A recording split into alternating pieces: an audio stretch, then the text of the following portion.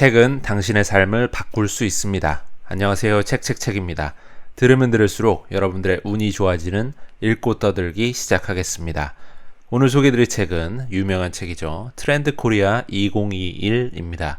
김난도, 전미영 외 여러 교수님들이 지으셨고요. 미래의 창 출판사에서 나온 책이고 2020년 10월에 출간된 책입니다. 총 페이지 수는 400쪽입니다. 먼저 저자 소개 짧게 한번 말씀드려보겠습니다. 저자 김난도, 교수, 트렌드 연구자, 컨설턴트, 작가, 유튜버라고 소개가 되어 있습니다. 참 여러가지 일을 많이 복합적으로 하시는 그런 분이라 볼 수 있겠죠. 서울대학교 생활과학대학 소비자학과 교수를 하고 계시고요.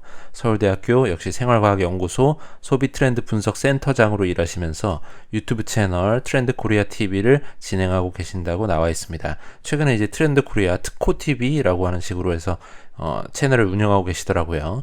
트렌드 코리아 시리즈를 2008년부터 계속해서 지금까지 매년 출간을 해오고 계시고요. 유명한 책이 또 하나 있죠. 이분이 쓰신 아프니까 청춘이다 이 책으로 굉장히 베스트셀러의 작가의 반열에 오르신 다른 책들도 유명하지만 아무튼 그런 분이라고 말씀드릴 수가 있겠습니다. 첫 번째, 브이노믹스. 코로나19 바이러스의 전세계적 유행이라는 미증유의 위기 속에 우리는 한 번도 경험해보지 못한 세상을 만나고 있습니다. 영화나 소설에서나 상상했던 그런 세상이 지금 우리 앞에 펼쳐지고 있는 것이죠. 역사를 되짚어보면 팬데믹은 항상 미래를 앞당겼던 전력이 있습니다. 변화는 이미 서서히 진행되고 있었지만 사회적 대변혁은 그 진행 속도를 가속화시키고 있죠. 그렇다면 현재까지 코로나 바이러스가 초래한 경제와 소비의 변화는 무엇이며 앞으로 어떻게 진행이 될까요? 이 책의 첫 키워드인 브이노믹스는 바이러스의 V에서 출발한 단어로 바이러스가 바꿔놓은 그리고 바꾸게 될 경제라는 의미라 볼 수 있습니다. 브이노믹스는 다음에 4가지 질문으로 시작합니다. 첫 번째, 경기의 반등, 즉 V자 회복은 가능할 것인지. 두 번째, 코로나로 가속화된 언택트 트렌드는 어떻게 변화할 것인지. 세 번째, 코로나 사태로 소비자들의 가치, 밸류는 어떻게 변화할 것인지. 네 번째, 브이노믹스 시대를 헤쳐나가기 위해서 우리에게는 어떠한 비전이 필요한 것인지. 미래를 예측하는 것은 늘 가능성과 불가능성 사이에 위치하지만 위 질문에 대한 대답을 다음과 같이 한번 준비하고자 합니다. 첫 번째, 향후 경기 회복의 양상은 전반적으로 K자형, 양극화를 보이겠지만 업종별로는 V, U, W, S, 역 V 등 다양한 모습을 보일 것입니다. 두 번째, 언택트 트렌드는 대면, 비대면, 혼합의 황금 비율을 찾아갈 것인데 조직 관리에서는 성과 위주의 KPI, 교육에서는 블렌디드, 플립 러닝, 유통에서는 고객 경험 극대화가 핵심 요소로 떠오를 것입니다. 세 번째, 소비자들의 가치는 안정적인 브랜드와 상생을 위해 노력하는 기업으로 옮겨가고 친환경과 본질에 대한 관심이 커지는 질적 변화를 보일 것입니다. 마지막으로 심각해져가는 코로나 양극화에 대처하기 위해서 공동체 의식의 회복, 정부 역할의 균형을 회복, 그리고 각 조직의 변화 대응 역량이 중요해졌습니다.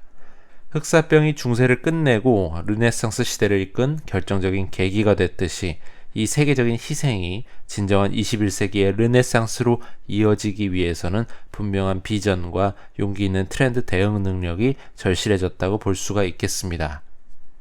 두 번째, 레이어드 홈. 너무나 당연하게 여겨지던 정형적이고 고정된 공간이었던 집이 변화가 시작되고 있습니다. 사실 집과 동네는 지난 10여 년간 꾸준히 영향력이 커지고 있는 트렌드였습니다. 그러다가 2020년 코로나 사태로 전 국민이 오랜 시간 집에 머무르면서 집에 대한 관심이 폭발적으로 늘었습니다. 그 결과 마치 여러 벌의 옷을 겹쳐 입어 멋을 부리는 레이어드 룩 패션이나 이미지 프로그램 포토샵에서의 이미지의 층, 레이어를 의미하는 그 레이어처럼 집이 기존의 기본 기능 위에 새로운 층 위의 기능을 덧대면서 무궁무진한 변화의 양상을 보여주고 있다고 말할 수 있습니다. 이처럼 집의 기능이 다층적으로 형성된다라는 의미에서 레이어드 홈이라는 트렌드를 제안하고 있습니다. 최근에 집이 보여주는 층위는 크게 3가지라 볼 수 있죠. 첫 번째, 기본 레이어는 기존에도 수행해왔던 기능을 심화하는 층이라 볼 수 있고요. 두 번째 응용 레이어는 그동안에 집에서는 별로 하지 않았던 그러한 것들을 해결하는 그런 층위라 볼 수 있고요. 세 번째 확장 레이어는 집의 기능이 집 안에서만 이루어지지 않고 집 근처, 인근 동네로 확장이 되면서 상호작용을 하는 현상을 지칭한다고 말할 수가 있겠습니다. 기본 레이어에서는 집의 기본적인 기능이 강화되면서 위생 가전, 가구, 인테리어 산업의 발전을 가져오고요. 호텔 아이템이나 로봇 등을 활용해서 프리미엄화하고 있고, 응용 레이어에서는 집에서 학습이나 근무, 쇼핑, 취미, 관람, 운동 같은 것들, 그런 것들을 전에 없던 활동들을 우리가 수행하면서 다기능화되는 그러한 집의 모습을 보여주고 있습니다. 확장 레이어는 슬리퍼를 신고 다닐 수 있는 집 근처, 이른바 슬세권으로 경제활동의 영역이 넓어지는 그러한 현상 같은 것들을 말하고 있습니다. 코로나 사태는 공간의 미래를 앞당겼습니다. 황금성 높은 자산으로서의 욕망의 대상이 되어버린 하우스의 의미가 삶을 영위하는 공간으로 재정이 되는 홈으로의 변화 가능성을 보여주고 있다고 할 수 있죠. 레이어드 홈 트렌드는 2021년에 대한민국을 넘어서 미래 주택 공간의 패러다임이 이동하고 있음을 보여주는 신호라고 이 책에서는 말하고 있습니다. 생각이 변하면 미래도 변합니다. 단언컨대 미래 소비산업의 변화의 요람은 바로 집이 될 것입니다. 세 번째, 자본주의 퀴즈입니다. 돈과 소비에 대한 편견이 없는 새로운 소비자들이 등장을 하고 있습니다. 어릴 때부터 광고나 시장, 금융 등 자본주의적 요소에 친숙하고 자본주의의 생리를 몸으로 체득한 세대가 바로 소비의 주체로 성장을 한 것입니다. 어릴 적에 월드컵 경기를 보면서 축구선수의 꿈을 키운 차세대 선수들을 우리가 월드컵 키즈라고 일컫듯이 이러한 새로운 소비자들을 자본주의 키즈라고 부를 수가 있습니다. 그렇다고 자본주의 키즈가 젊은 세대만을 지칭하는 것은 아니죠. IMF 경제위기 이후 차츰 자본주의 논리에 익숙해진 기성세대 또한 경제와 소비에 대한 사고방식들이 전과는 같지가 않습니다. 결국 자본주의의 어법을 제1의 언어로 구사하는 사람이라면 누구나 이러한 자본주의 키즈라 불릴 수가 있습니다. 시장의 이윤 논리를 정확히 이해하는 이러한 자본주의 키즈들은 광고에 관대하며 이것을 이용할 줄 압니다. 이 때문에 PPL이나 혹은 앞광고 같은 것들은 그냥 넘어가지만 협찬을 숨기는 뒷광고에는 격렬하게 분노하고 있습니다.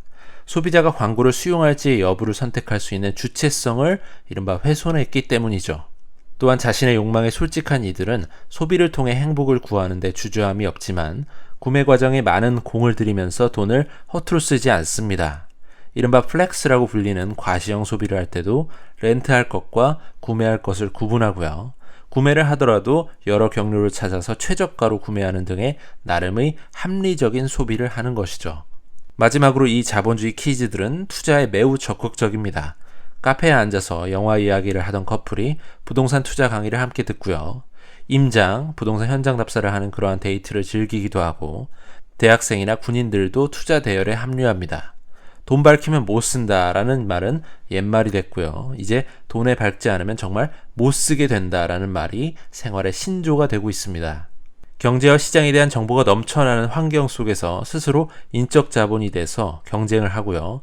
또한 이런 경제적 불안에 시달릴 수도 있겠지만 그렇다고 이들이 무작정 물질주의적이거나 충동적이지만은 않습니다. 행복은 충동적으로, 걱정은 계획적으로 할 줄 아는 이러한 자본주의 키즈들은 새로운 경제관념으로 무장한 채 부이노믹스와 그 이후를 이끌게 될 것입니다. 네 번째, 거침없이 피보팅. 피보팅이란 원래 축을 옮긴다라는 뜻의 스포츠 용어인데요. 코로나19 이후에는 사업 전환을 일컫는 중요한 경제 용어가 됐습니다. 바이러스 확산이나 트렌드 변화로 인해서 소비시장이 급격하게 바뀔 때 기민한 비즈니스 모델의 변화는 조직의 생사를 좌우하는 중요한 전략이죠. 하지만 이제 피보팅은 단지 위기 상황에서의 방향 수정만을 의미하는 것이 아니라 조직 운영 전반의 중요한 트렌드로 확장을 하고 있습니다. 제품, 전략, 마케팅 등 경영의 모든 국면에서의 다양한 가설을 세우고 끊임없이 테스트를 하면서 그 방향성을 상시적으로 수정을 해나가는 일련의 과정들을 우리가 의미하게 된 것입니다. 피보팅은 새로운 아이템과 기술로 사업을 시작하는 스타트업에게 정말 필수적인 덕목이지만 이제는 대기업에서도 피할 수 없는 중요한 이야기가 되었습니다. 어떠한 자원을 중심으로 사업 전환을 꾀하는지에 따라서 피보팅 전략은 첫 번째, 기술이나 운영 노하우 등을 중심으로 사업을 전환하는 핵심 역량 피보팅. 두 번째, 시설 설비, 공간, 건물 등을 중심으로 사업 전환을 꾀하는 하드웨어 피보팅. 세 번째, 그동안의 사업을 통해 이미 잘 알고 있는 소비자 집단을 중심으로 사업을 전환하는 전환 타겟 피보팅. 네 번째, 새로운 품목을 기획하고 판매 경로를 변경해서 사업 전환의 기회를 모색하는 세일즈 피보팅. 이렇게 네 가지의 유형으로 나눌 수가 있겠습니다. 위기는 부실한 기업을 속가내는 자본주의의 정리 메커니즘입니다. 기존 시장을 파괴하고 새로운 혁신을 창조하는 기업은 혁신 기술을 보유한 기업이 아니라 소비자의 변화하는 행동 양식 속에 신속하게 대응하는 기업이라는 점을 우리는 기억해야 되겠습니다. 코로나19 위기와 디지털 대변혁을 넘어서 새로운 시대로의 도약을 앞둔 지금, 이러한 거침없이 피보팅하는 기업만이 살아남을 수가 있을 것입니다. 끊임없이 변화하는 시장을 상대하기 위해서는 주저없이 피보팅을 하라는 것입니다. 다섯 번째, 롤코 라이프. 1995년 이후에 출생한 10대 후반에서 20대 중반까지의 세대인 이른바 Z세대는 이전 세대와는 확연히 다른 라이프 스타일로 기성세대와 기업들을 놀라게 하고 있습니다. 갑자기 뜬 챌린지에 너도 나도 몰려들고요. 특이한 것에 반응하면서 색다름을 즐기는 이들은 얼마 지나지 않아서 또 흥미를 잃고 다른 재미로 갈아탑니다. 뜨겁게 달아올랐던 유행도 금세 식어버리죠. 이러한 Z세대의 라이프 스타일은 롤러코스터를 타는 것과 비슷하다고 말할 수 있겠습니다. 반짝하고 지나가는 짧은 유행에 우르르 몰려가서 참여하고 그 안에서 재미를 찾아서 즐기다가 얼마 지나지 않아 다음 놀거리로 넘어가는 모습이 마치 놀이기구를 요리조리 갈아타는 모습과 무척 닮았기 때문이죠. 이 책에서는 이처럼 롤러코스터를 타듯 자신의 삶을 즐기는 Z세대의 라이프 스타일을 롤러코스터 라이프, 줄여서 롤코 라이프라 명명하고 있습니다.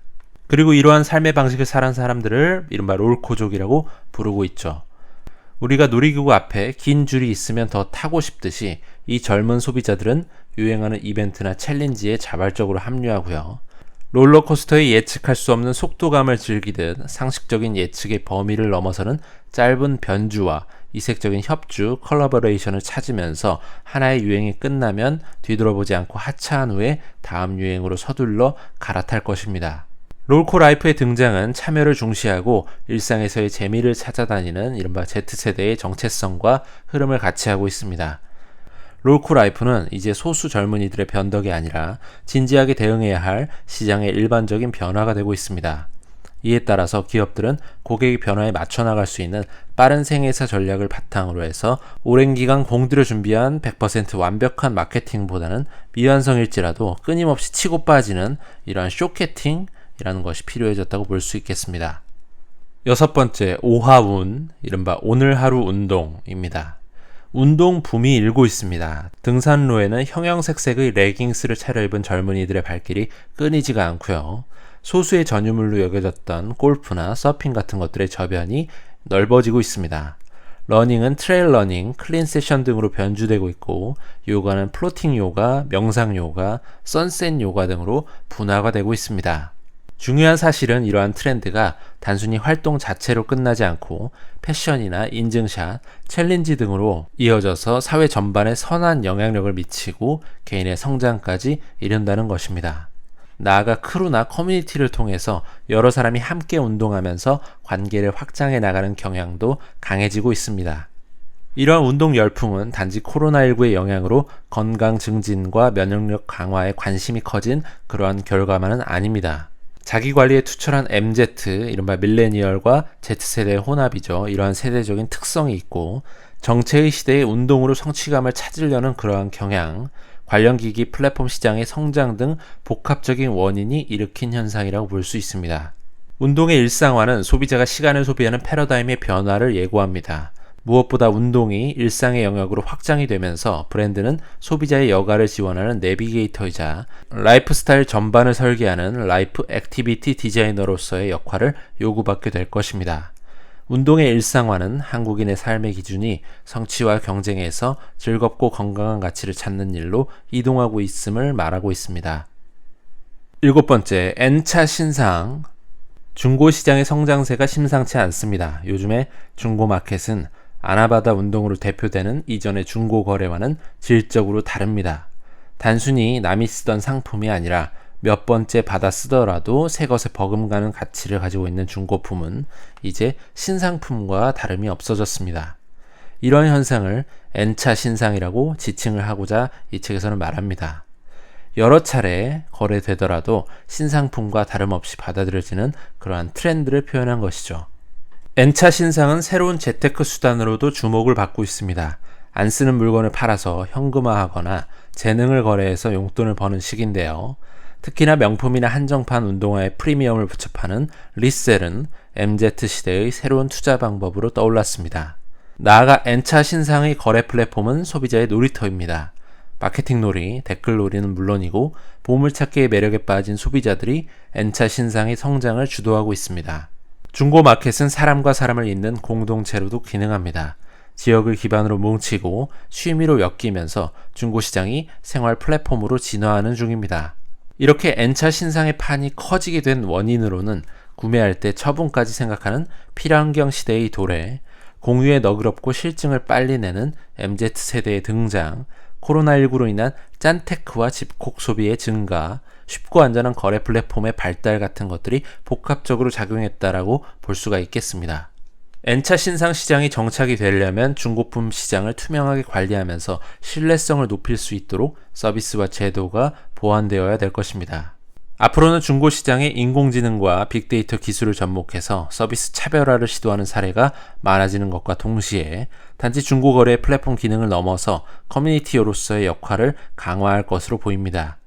이러한 상황에서 기업들에게는 중고 마켓에 열광하는 소비자의 감성을 끌어안는 보다 유연한 시도가 필요합니다. N차 신상은 이제 더 이상 낡고 오래된 이등 물건을 의미하지 않습니다. 새로운 제품보다 N차 신상이 더 매력적이라고 말하는 소비자들, 이제 시장이 소비자에게 답해야 될 그런 차례입니다. 8번째, CX 유니버스. 고객이 접하는 상품과 브랜드의 수는 폭발적으로 증가하고 넘쳐나는 소비자 정보 속에서 고객 충성도는 갈수록 떨어지고 있습니다. 이러한 상황에서 편의성을 쫓는 소비자를 위해 브랜드를 관리하고 디지털 트랜스포메이션을 성공적으로 이뤄내기 위해서는 무엇이 가장 중요할까요?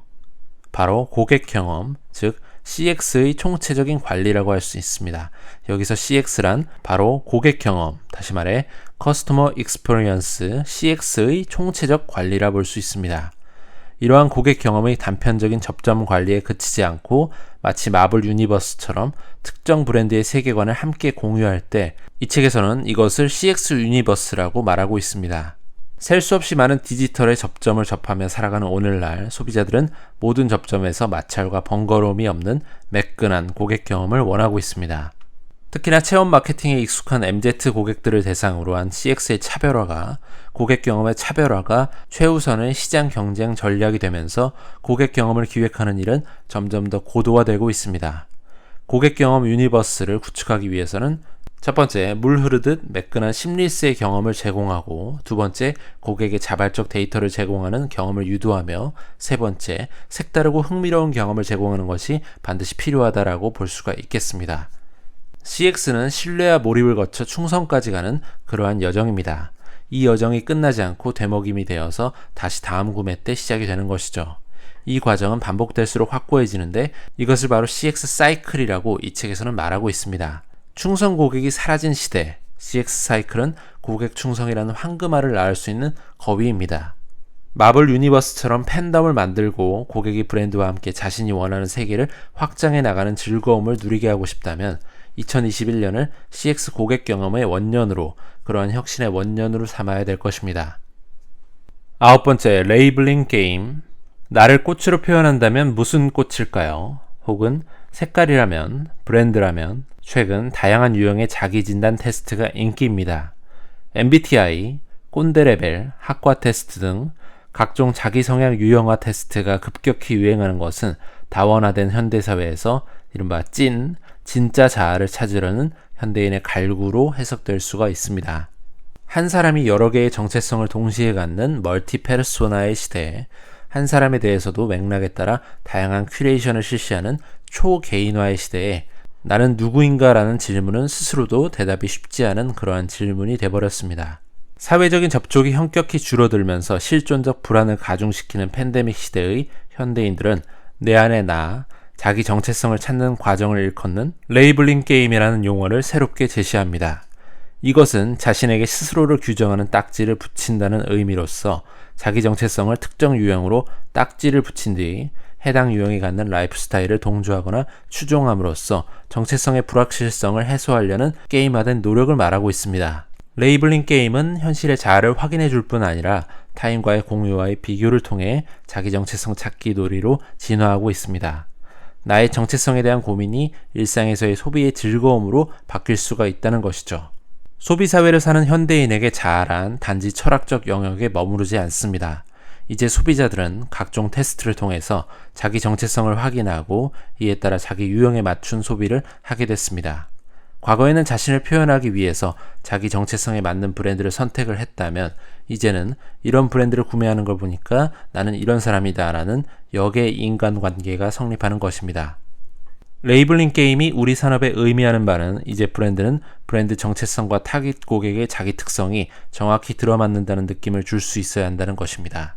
소비자와 쌍방향으로 소통하면서 자발적인 정체성의 동일시를 이룰 수 있을 때 새로운 트렌드를 이끄는 브랜드로 성장할 수가 있을 것입니다. 분명 이것은 쉬운 일은 아니지만 브랜드의 미래는 바로 이 동일시에 달려있다고 이 책에서는 강조합니다. 마지막 10번째, 휴먼 터치. 코로나19 사태로 가장 조명받은 트렌드는 언택트 기술입니다. 하지만 시간이 지날수록 언택트 기술이 지향해야 할 방향은 인간관계의 단절이나 대체가 아니라 인간적 접촉을 보완해주는 역할이어야 한다는 점이 부각되고 있습니다. 역설적이게도 휴먼 터치의 필요성이 커진 것이죠. 온라인과 오프라인이 혼재한 시장에서 소비자가 구매 결정을 내리는 가장 중요한 순간인 진실의 순간에 반드시 필요한 것이 바로 휴먼 터치입니다. 진정한 공감대를 이끌어내는 능력은 여전히 인간에게 있기 때문이죠. 휴먼 터치를 구현해 나가기 위해서는 첫 번째, 고객 중심의 공간과 동선을 꾸며야 되고, 두 번째, 인간적 소통의 강화가 있어야 되고요. 세 번째, 기술에 사람의 숨결을 불어넣어야 합니다. 그리고 네 번째, 내부 조직 구성원들의 마음 챙김이 정말로 중요합니다. 장시간 이어지는 온라인의 접속 상태는 인간의 연결 강박을 강화시키면서 오히려 더 큰 외로움을 느끼게 만듭니다. 화상회의 시스템도 전에 없던 스트레스를 주고 있죠. 나만 따돌려질지 모른다는 FOMO, 이른바 Fear of Missing Out 증후군과 디지털 패러독스에 따른 외로움을 극복할 수 있는 능력을 기르는 것이 그 무엇보다 중요한 과제가 될 것입니다. 휴먼 터치가 의미하는 바는 인간적인 손길을 기술로 만들거나 기술을 최대한 인간적으로 만들겠다라는 것이 아니라 말 그대로 인간의 손길은 여전히 필요하다라는 점입니다. 휴먼 터치는 사실 대단한 첨단 기술이 필요하거나 세계적인 큰 기업만 할 수 있는 그런 것이 아니라 소비자의 마음에 다가가는 진정성을 가진 조직이라면 누구나 실천할 수 있는 정말로 기본 중의 기본입니다. 오늘은 여기까지 하겠습니다. 유익하셨거나 도움이 되셨다면 구독과 좋아요 부탁드립니다. 이 채널을 유지하는 힘입니다. 감사합니다.